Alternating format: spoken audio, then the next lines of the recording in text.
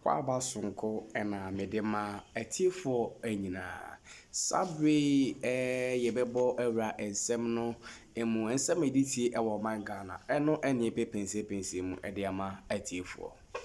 But that's the point.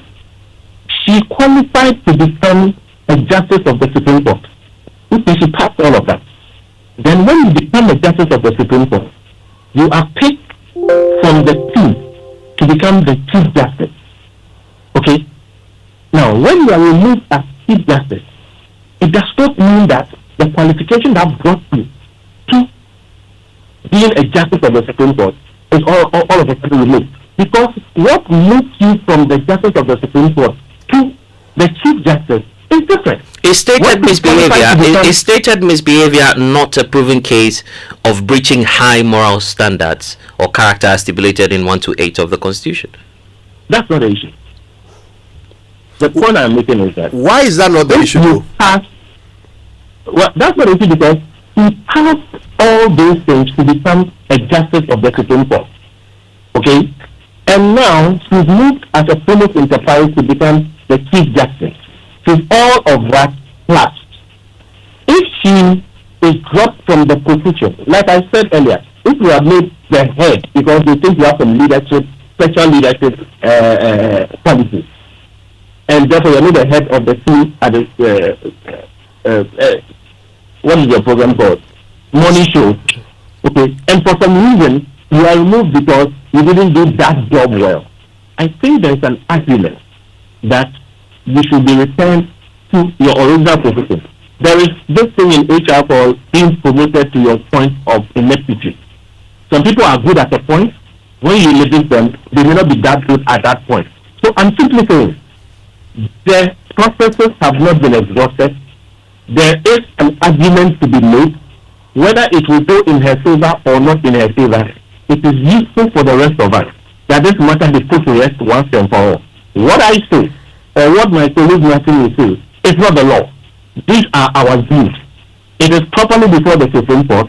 Let them take a look at it and let them make a decision on this matter. And then we all be advised going forward. But I do think that she does have a case. Because in future, if you become a Justice of the Supreme Court, you may be very suited to become the Chief Justice. But if you look at what is going on now, and you are given the Chief Justice, which can help the whole country, you will see. Simply because anything, including making a mistake on accounting, can lead to your removal of the Chief Justice, and then you also get removed as a Justice of the Supreme Court. Very good people will refuse to take that position simply because it puts them in bigger jeopardy than the benefits that they gain from being in that position. So I'm simply saying there is room to look at this and let the justices of the Supreme Court deal with it. Right. In the constitutional republic, nothing is final until there's a final judicial pronouncement on it, or the statute of limitations passed. So to the extent that she has not exhausted all these, I think it is proper to bring this matter. Right. People are giving her advice and saying it is not good, you are disgracing yourself, you should stop fighting. All of those things are not things are the law. Okay.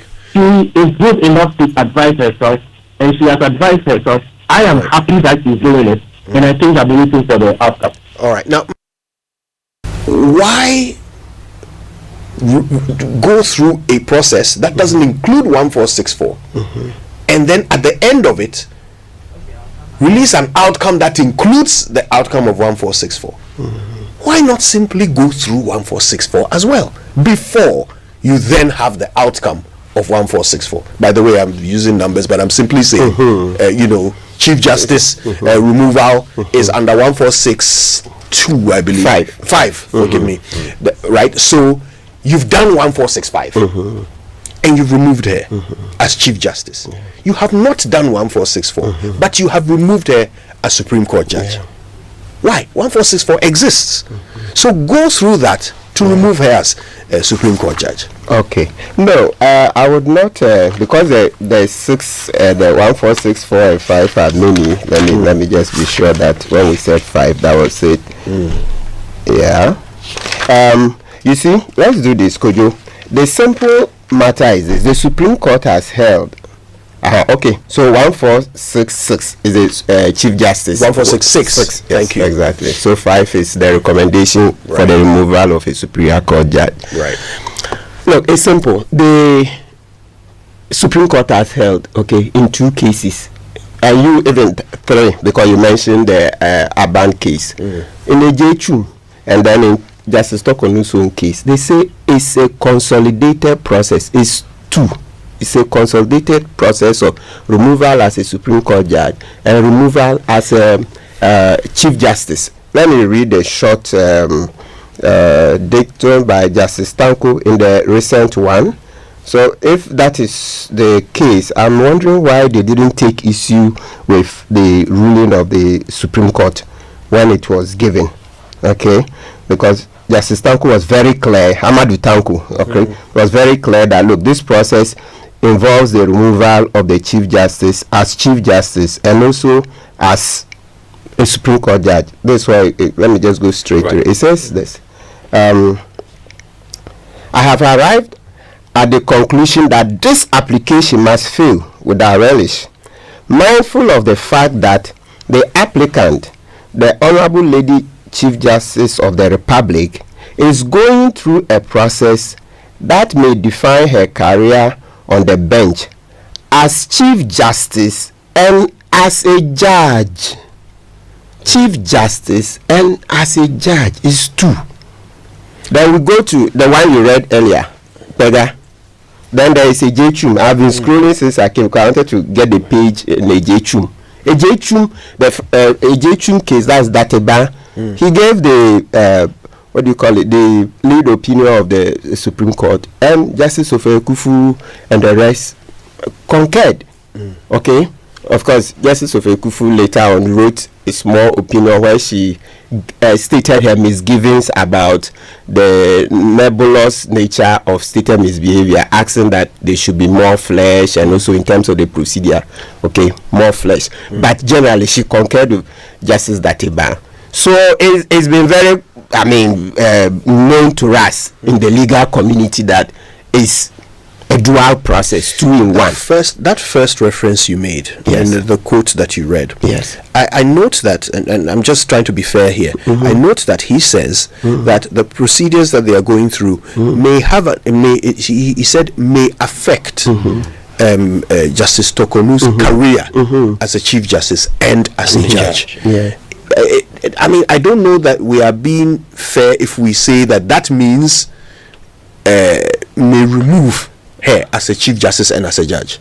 Oh, that's the meaning. Because you can affect her career as a Chief Justice in one way and affect her career as a judge in another way. I get it. Devil's advocate. Yeah, it's only fair to point that out, right? Yeah, why not? But for us as practitioners, it's not a question that really excites our mind that much. You see how Blessed took it, and you yourself, you earlier referred to it. It will be incongruent to say that those facts that have been proven against her relate to her office only as Chief Justice.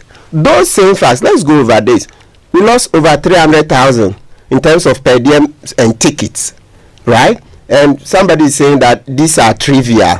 This cannot meet the threshold of failing to keep the public purse, and so the Chief Justice cannot be removed in the dual capacity. We are joking. Look, millions of our citizens don't earn even 100,000 Ghana cedis a year, annual salary.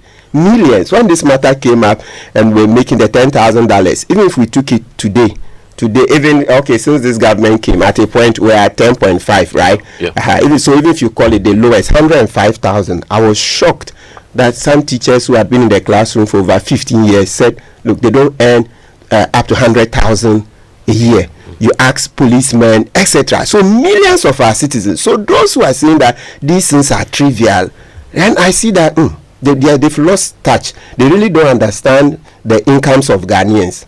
These are graduates. People have gone to school, finished university 15 years on, can't earn even 100,000 Ghana cedis a month. And this is money that has been given to a daughter on one trip, not more than 2 weeks, $10,000 per diem. Then the spouse also gets 6,000 on another trip, right?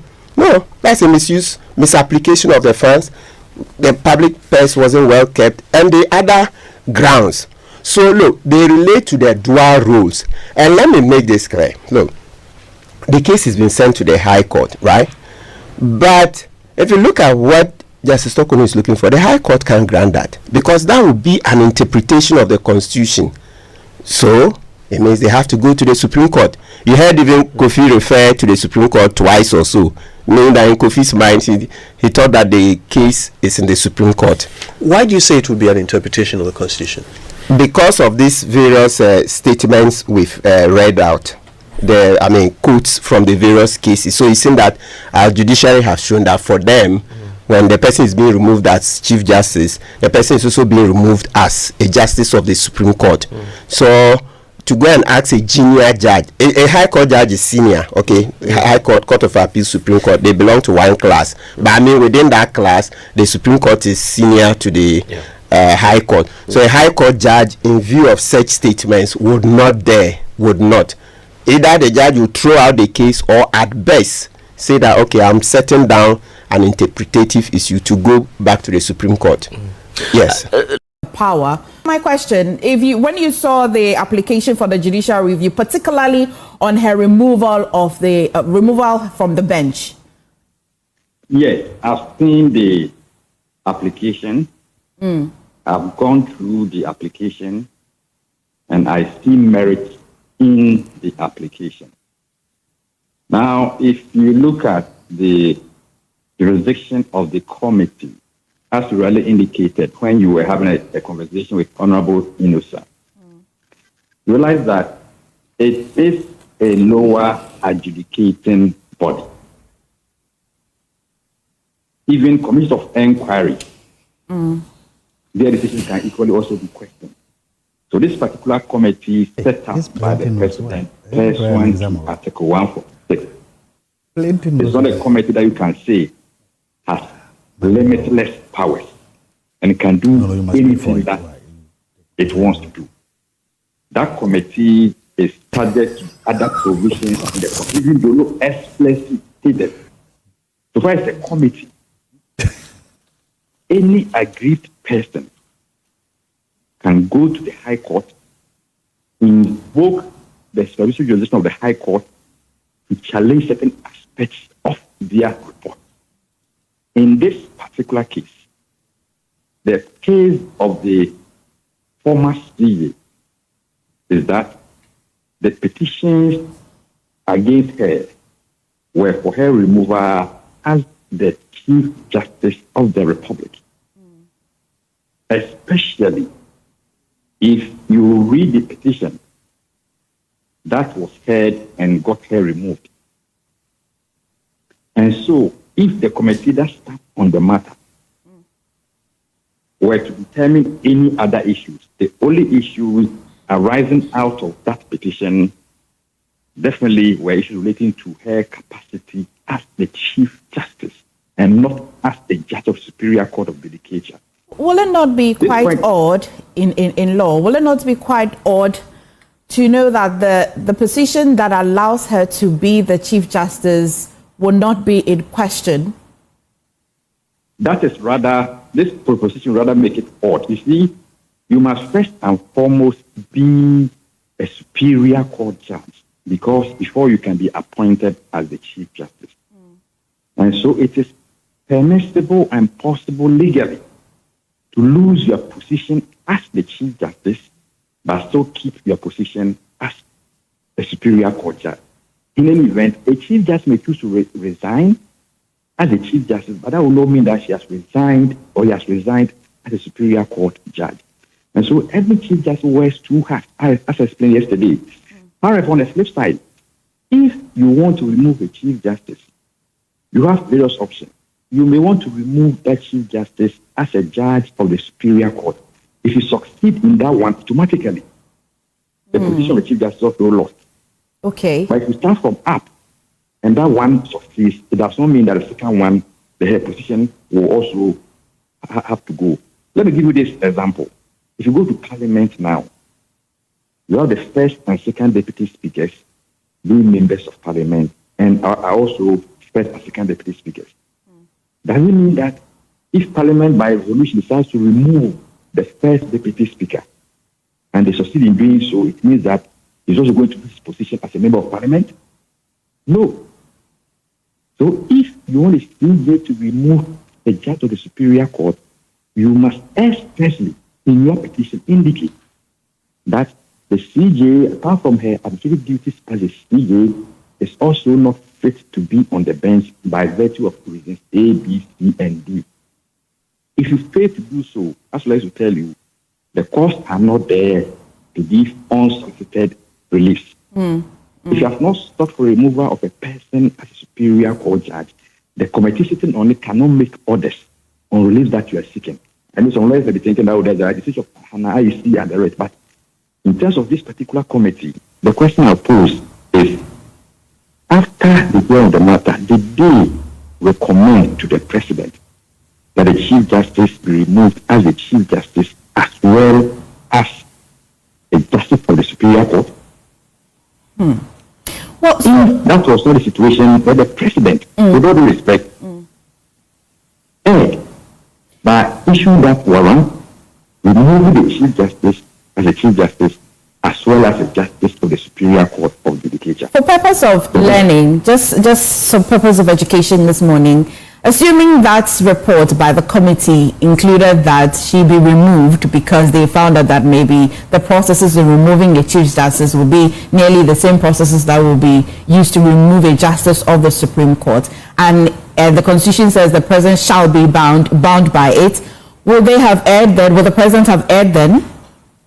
In that case, the President may file a defense and say, yes, I only followed the recommendations. That will be a defense for the President.